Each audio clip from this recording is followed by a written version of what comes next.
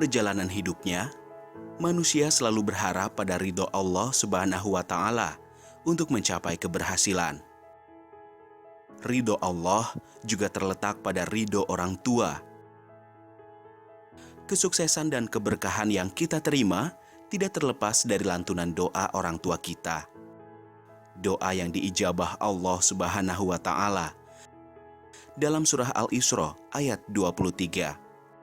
Allah Subhanahu wa Ta'ala berfirman, "Dan Robmu telah memerintahkan kepada manusia, janganlah ia beribadah melainkan hanya kepadanya.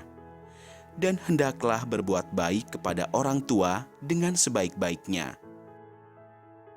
Dan jika salah satu dari keduanya atau kedua-duanya telah berusia lanjut di sisimu, maka janganlah katakan kepada keduanya kata ah, dan janganlah kamu membentak keduanya." Betapa kedudukan orang tua begitu agung di sisi Allah Subhanahu wa Ta'ala. Assalamualaikum warahmatullahi wabarakatuh. Sahabat AA yang dirahmati oleh Allah Subhanahu wa Ta'ala, alhamdulillah sekarang AA berada di Provinsi Nusa Tenggara Barat, tepatnya di Pulau Lombok, tepat di belakang AA yaitu Gunung Rinjani. Sahabat AA yang dirahmati oleh Allah Subhanahu wa Ta'ala, sahabat AA yang pertama ini namanya Khairuddin.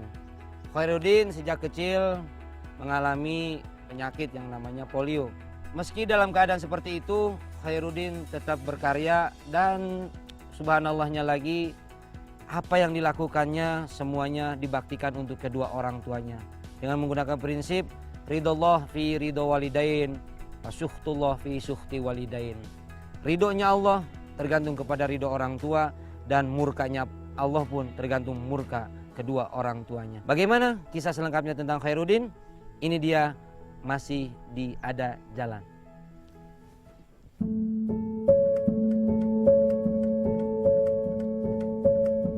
Khairuddin, begitulah nama pemuda berusia 30 tahun ini. Anak keempat dari 7 bersaudara ini dikenal sebagai pemuda yang rajin dan berbakti kepada keluarga, terutama ibunya. Khairuddin memang punya keterbatasan fisik, tapi ia sangat terampil membuat kerajinan. Banyak kerabat dekatnya yang memanfaatkan keahliannya. Salah satunya di tempat kerajinan kayu gaharu milik Pak Mansur. Lokasinya hanya sekitar 200 meter dari kediaman Khairuddin. Ini pisang-pisang ngarannya tuh ayangnya. Nah ini bentuk muda nih bentuknya nih.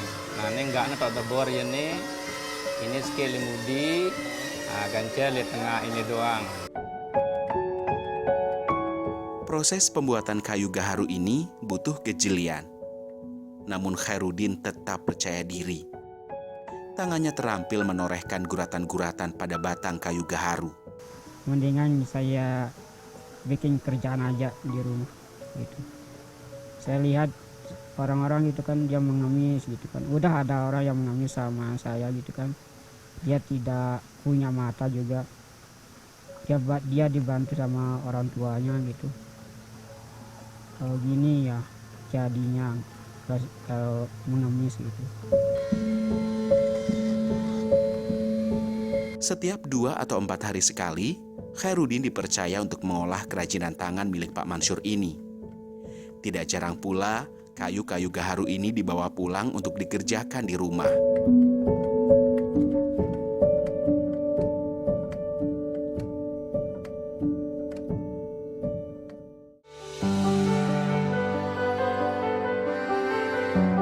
Berbakti dan mandiri. 2 kata inilah yang menjadi prinsip pribadi bagi Aeng atau Khairuddin.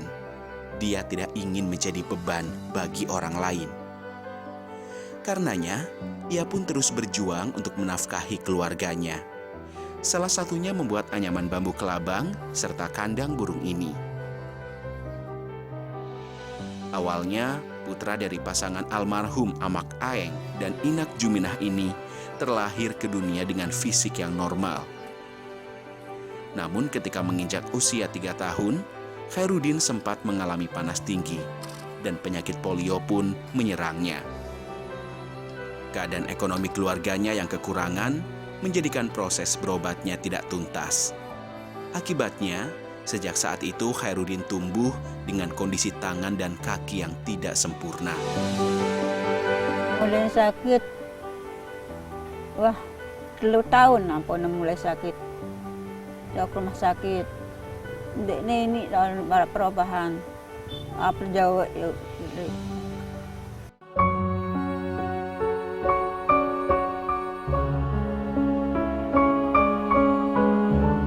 Qadarullah. Mungkin itulah yang kini Khairuddin pahami dengan kondisi pada dirinya. Khairuddin tidak lantas pasrah dan berpangku tangan. Justru ia ingin menunjukkan kepada orang-orang bahwa ia masih dapat menjadi anak yang bermanfaat bagi orang tua dan keluarga, terutama ibu sematawayangnya. Sebenarnya pengen sih seperti mereka-mereka yang sempurna gitu. Pernah sih tengah-tengah malam gitu. Kalau sedang sholat tengah malam, namanya sudah sholat itu kan kita berdoa terus kita gini gitu, minta sama Allah, kenapa saya berikan seperti ini, tapi kan setelah saya lihat oh ternyata orang sempurna tidak bisa ngapa-ngapain. Oh ini tuh jadinya kalau orang sempurna tidak bisa ngapa-ngapain gitu, malas dia kerja gitu. Sepeninggal ayahnya, kini ibu adalah satu-satunya harta yang tak ternilai bagi Khairuddin. Apa yang dia lakukan semata-mata hanyalah demi kebahagiaan ibundanya tercinta. Bahkan dia rela melajang demi kepentingan serta kesehatan ibunya. Masih kepikiran sama orang tua gitu. Saya nggak mau lihat dia sakit gitu kan. Kalau kita nikah nanti kan ada yang ngurusnya gitu. Tidak ada yang bantunya kalau kita nikah itu. Kan kita pisah rumah jadinya. Di rumah sederhana yang terletak di Desa Danger, Kecamatan Masbagik, Kabupaten Lombok Timur ini, Khairuddin atau Aing ini tinggal bersama ibu, adik perempuan, dan 1 orang keponakannya. Bila tidak sedang bekerja, Khairuddin lebih banyak menghabiskan waktu di rumah menjaga ibunya serta merawat binatang kesayangannya.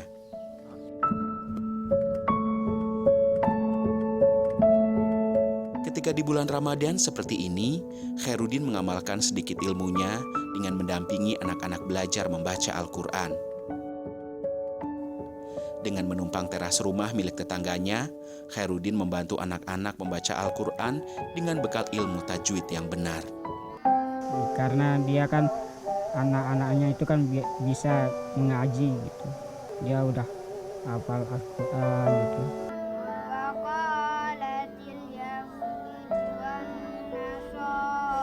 Bagi Khairuddin, mengajari anak-anak membaca Al-Quran semata-mata demi mengharap ridho dari Allah Ta'ala dan demi kebahagiaan ibunya. Dengan ikhlas dan tanpa mengharapkan bayaran apapun. Meski orang tua dari murid-murid mengajinya terkadang berbagi sedikit rezeki kepadanya. Uang sama sarung itu kan saya kasih sama orang tua gitu, biar dia lebih bahagia lagi. Kalau saya aja bahagia kan, dia tidak bahagia, tidak ada artinya kan. Oh girang sampai hasil-hasil si ngaji di masjid. Sungguh sebuah kebiasaan mulia yang mungkin justru sering dianggap berat oleh sebagian orang yang mengaku punya fisik sempurna. Subhanallah.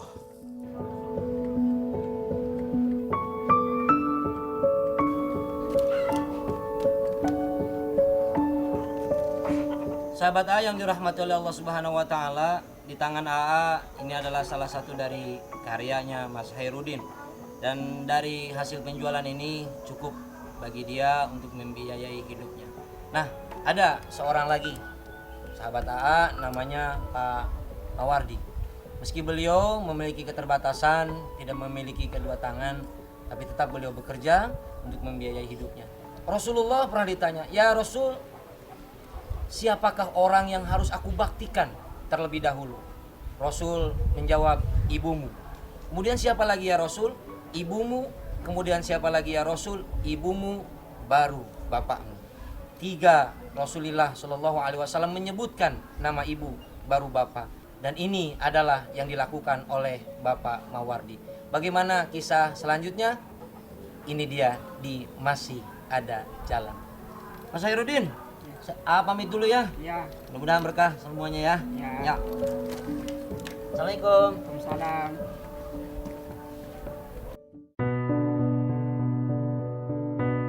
Sahabat AA yang dirahmati Allah Subhanahu wa Ta'ala. Dalam Islam, kedudukan orang tua tidaklah tergantikan dan begitu spesial. Bahkan Islam menjadikan berbakti kepada orang tua sebagai sebuah kewajiban yang sangat besar. Seperti halnya yang dilakukan oleh salah seorang sahabat AA yang berasal dari Desa Keselet, Kecamatan Sakra, Kabupaten Lombok Timur ini. Pak Mawardi namanya. Apa kelaknya jana? Rambun. Kelak apa ke? Tak bagi.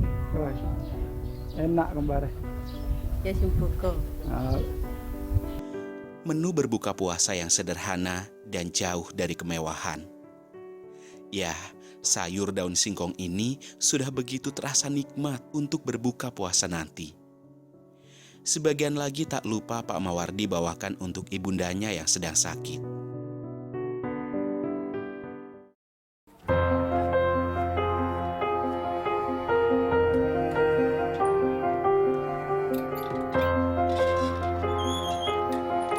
Dalam sebuah hadis sahih, Rasulullah Shallallahu Alaihi Wasallam pernah bersabda, "Kembalilah kepada kedua orang tuamu, lalu buat keduanya tertawa, sebagaimana engkau telah membuatnya menangis." Inilah yang coba diupayakan serta diwujudkan oleh Mawardi, sebagai seorang anak yang ingin berbakti dalam setiap kesempatan hidup yang telah diberikan Allah kepada dirinya. Meski dengan bersusah payah, ia tetap berusaha untuk bisa berbakti kepada orang tuanya.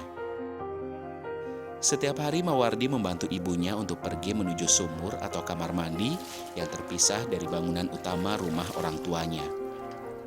Saya berpikir orang tua itu harus diperhatikan. Dia menangis setiap saya kasih ke sana, dia menangis. Kamu tidak punya tangan, sedangkan aku tidak bisa berjalan, dia bilang. Tidak apa, Bu, saya bilang. Ini sebagai tanda bakti saya kepada ibu. Apa yang saya lakukan, tolong didoakan biar saya dapat rezeki kah, apakah saya biar selamat hidupnya lah. Saya selalu minta doa itu saja. Aktivitas ini dilakukan Mawardi karena sudah sekitar 2 tahun ibunya mengalami stroke. Sehingga ibunya sangat memerlukan bantuan orang lain ketika hendak ke kamar mandi untuk membersihkan diri ketika pagi dan sore hari.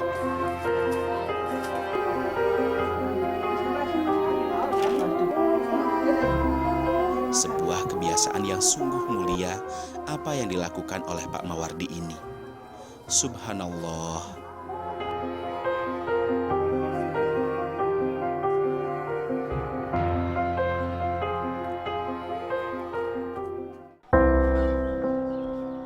Keterbatasan fisik yang dimiliki Mawardi bukanlah berasal dari lahir. Pria yang kini genap berusia 30 tahun ini kehilangan kedua tangannya karena kecelakaan saat bekerja menjadi TKI di negara tetangga Malaysia sekitar tahun 2005. Saya minta tolong, kelihatan dia tangan saya sudah tidak ada. Habis itu tidak tahu lagi kapan dioperasinya, tidak tahu. Tolong carikan tangan saya dan rawat dengan baik. Sehingga ada kiai di sana, kasih pandilah itu. Kasih mandi tangan saya, dibersihin, dikapani, dikuburin di sana.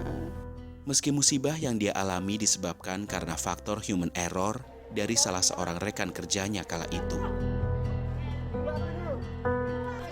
Mawardi sebenarnya sempat tidak percaya diri dengan kondisi kini. Apalagi ketika harus menjelaskan kondisinya terhadap keluarga, kerabat, bahkan istri dan anaknya. Akhirnya Mawardi pun mensiasati dengan mengenakan handuk ketika tengah jalan dari rumahnya menuju ladang tempatnya bekerja sehari-hari. Itulah sehingga kalau saya pergi ke sawah atau pergi ke sana, selalu pakai anduk saya. Saya pakai anduk. Saya malu lah diejek-ejek. Kalau orang tua memang tidak mengejek, tapi anak-anak kecil dia tidak tahu. Mana tangannya itu buntung. Dalam hati saya terpiris sekali, sakit, malu saya kan. Itulah kadang-kadang saya tutup pakai handuk.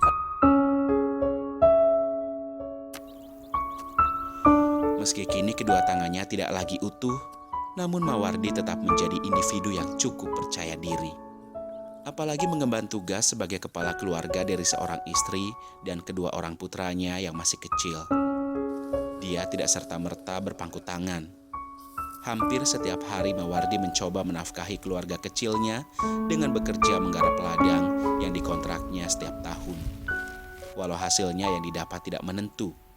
Saya memang ada kekhawatirannya itu bagaimana masa depan anak saya selanjutnya. Kemarin saya pulang kerja, katanya ada orang tetangga saya yang di atas itu ada punya sepeda, anak-anaknya punya sepeda. Dia dorong-dorong, sama anak saya disuruh dorong-dorong lah. Dorong saya katanya, cerita anak saya. Tapi lama-lama dilarang untuk pegang sepeda, dia pulang menangis. Bilangnya belikan saja sepeda, belikan saja sepeda. Sabar, mungkin ada rezeki nanti saya belikan. Tapi tidak, anak kecil namanya anak kecil terus saja merengek menangis sampai malam tidak mau makan, yang kecil yang Ahmad Firman Maulana. Di areal seluas 200 meter persegi ini, Mawardi tidak bekerja sendiri, melainkan dibantu oleh istrinya untuk mengelola lahan. Meskipun susah payah dengan kondisi fisiknya yang tidak lagi sempurna, Mawardi tetap bersemangat bekerja mengelola lahan sawahnya. Semua ia lakukan demi keluarganya tercinta.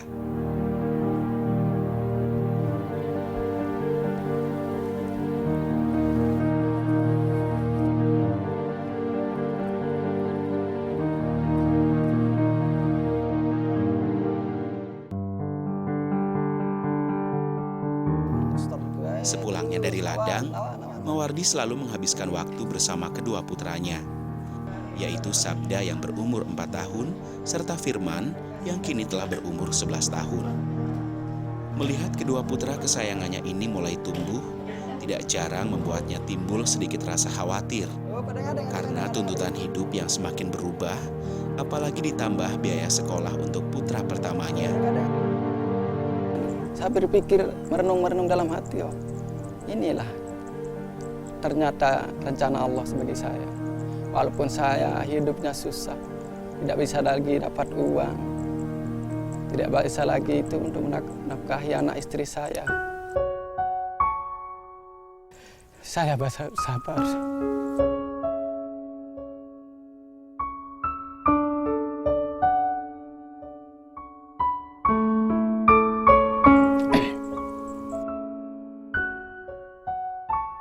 Kalau dia minta itu, minta ini, saya tidak bisa kasih sama anak-anak saya, itulah kesedihan saya. Aduh, kalau saya bisa kerja, saya tidak akan begitu kamu menangis, saya bilang sama anak-anak saya. Sabar saja, mungkin Allah punya rencana lain bagi saya. Dengan keterbatasan fisiknya, Mawardi ternyata mampu menjalani hidup ini dengan lebih baik.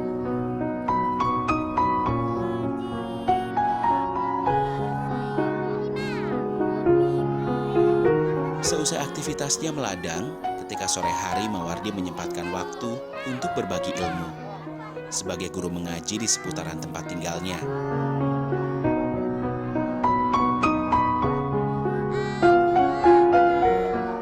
Mawardi pun melakukannya secara ikhlas tanpa mengharap atau memungut bayaran sedikit pun dari para murid mengajinya. Subhanallah.